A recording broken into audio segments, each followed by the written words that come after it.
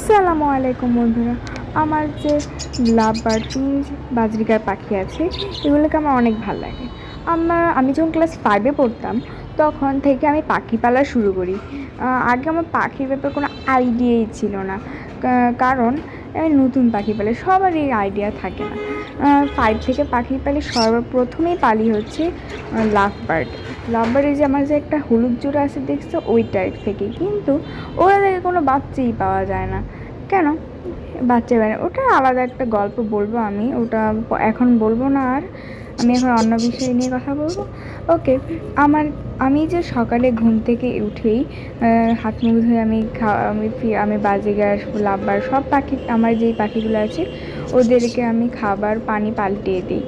পানি তো অবশ্যই পাল্টাতে হবে, খাবার না, পানি তো অবশ্যই। যারা তোমরা নতুন পাখিগুলো, তারা অনেকেই পানি পাল্টাও না, পানিও 1 সপ্তাহ 1 মাস এরকম ধীরে রাখ, কারণ এভাবে রাখলে পানিতে ময়লা জমে, এতে ওদের বাথরুমের সমস্যা হয়, ওই পাতলা পায়খানা হয়, এতে ওরা অনেক আমি যখন প্রথম পাখিগুলো, আমি বাজরিকারগুলো অনেক এনেছিলাম, তখন আমরা পানি ঠিকমতো পাল্টাতাম না। পরে আমার পাখিতে মনে হয় 4টা মারা গেছিলো পাখি, 4টা পাখি মারা গিয়েছিলো। 5টা না, সরি, 4টাই ছিল, 3টা মারা গেছিলো, আর একটা ছিল, ওটারও পাতলা পায়খানা, ওটাকে আমি আগে ওষুধ খাওয়াই দিয়েছি দেখে ওটা বেঁচে গেছে, আর ওগুলোকে খাওয়াই নেই দেখে ওগুলো মারা গেছে। এতে কিন্তু অনেক লোকসান হয়েছে আমার। আর কি করার। আর তাই থেকে আমি ভাবলাম, তারপর আমি ইউটিউবে সার্চ করে অনেক ঘাটাঘাটি করার পর বুঝলাম পানি সবসময় পাল্টাতেই হবে।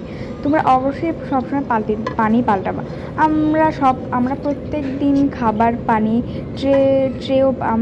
খাবার পানি ট্রে তিনোটাই আমরা পাল্টিয়ে ফেলি, কারণ এতে কিন্তু পানি আর হচ্ছে ট্রে, পানিটা সবচেয়ে বেশি ইম্পর্টেন্ট। তোমরা অবশ্যই পানিটা পাল্টাবা প্রত্যেক দিন। ট্রেটাও পাল্টাই আমরা প্রত্যেক দিন, কারণ ওটা ময়লা জমে, তাই বেশি ময়লা জমলে পাল্টাই। এমনি আজকে পাল্টাবো না, কারণ আজকে বেশি ময়লা হয় না ট্রের মধ্যে, তার জন্য। আমার কাছে যে একটা লাভবার্ডের বাচ্চা আছে, ওই বাচ্চারও একটা আলাদা গল্প বলবো আমি বলবো।